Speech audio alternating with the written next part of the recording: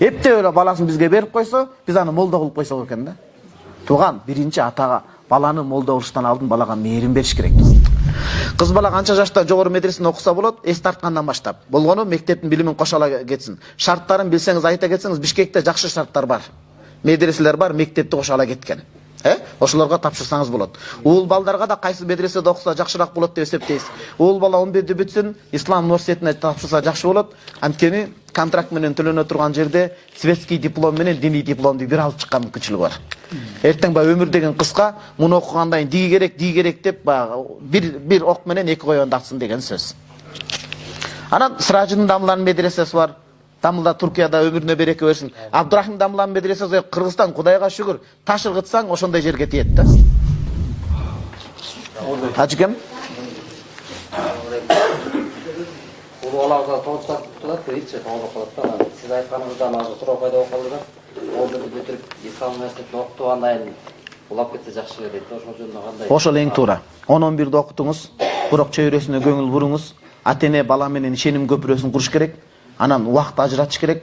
Анан жолуктуруңуз балаңызды. 10-11-де бүтсүн, аттасы кызыл алсын, керек бул билим дагы.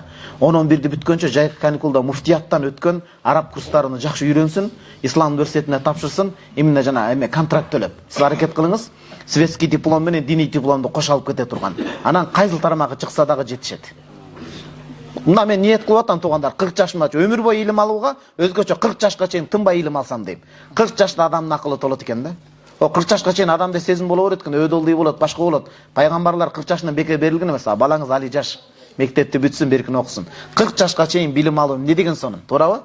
Билим ал бул рахат да туугандар.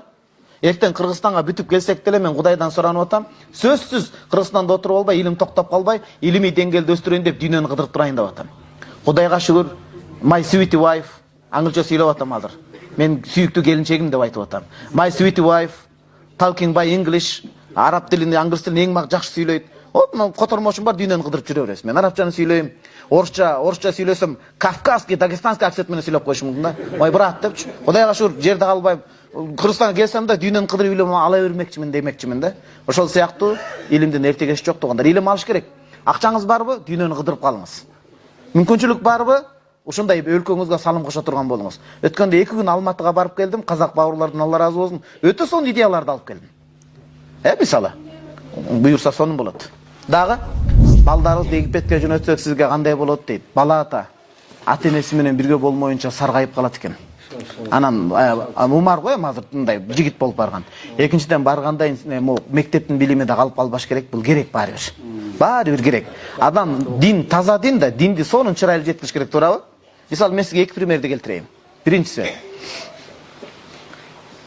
Кыргызстанда эле экен, жөөттөрдүн бала бакчасы бар экен. Мага информация жетти.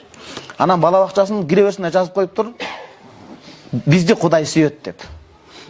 Анан мектепти такыр окубаган бала, Кудайга шүгүр динден бир аз таалим алыптыр, бирок толук албай калыптыр. Анан келген адамдарга дават айтып атат, үгүт насаат жүргүзүп атат. Мындай кылбасаңар тозоксуңар, дигиндей кылбасаңар тозоксуңар, дигиндей кылбасаңар тозоксуңар деп. Ал баланын укканын адам итак эле тозокко кетет экен. Бул дүйнөмдө бир жыргап алайынчы деши мүмкүн да, туурабы? Бирөө тозокко түшүп калыптыр. Эмне болуп тозокко түшүп калдыңар десе, рекламасы жаман катуу болгон дейт экен да. Ошон үчүн чырайлуу динди дагы сапаттуу жеткириш керек туугандар. Тозок менен коркута бербей, башка кыла бербей, адамды окуш керек да, туурабы? Карап, дигин айтып айт. Мен сизге бир ок айтып берейин. Ислам университетинде окуп аткан 1-курста, анан Токтогулга алып барып калышты. Анан Токтогулга барып калыпмын. Барып, ал кезде багы күйүп жанып аткан учурду элестетиңиз. Күйүп жанып аткан учур, анан мектептен барып, күйүп жанып бир аксакалга айттым, бай болуп туруп, байлыктын акысын берсе болбойт, байлыктын акысын бериңиз. Эгер байлык жүрөккө кирип кетсе, адам малчы болсо деле адал малды жебейт, арамдан өлүп калган коюн жейт, ошол туура эми деп айтсам, ал тошно ошондой киши экен да. Дал ошондой киши экен, экинчи мешитке келбей кетиптир да. Көрсө адамды биринчи сүйүндүрүп, келиңиз, баардыгы жакшы, баардыгыбыз Кудайдын пендесибиз деп жумшак жол менен тарса жакшы экен. Ошон үчүн барыш керек, бирок ата-энеси кошо барса. Барыш керек, анткени мээримди алыш керек.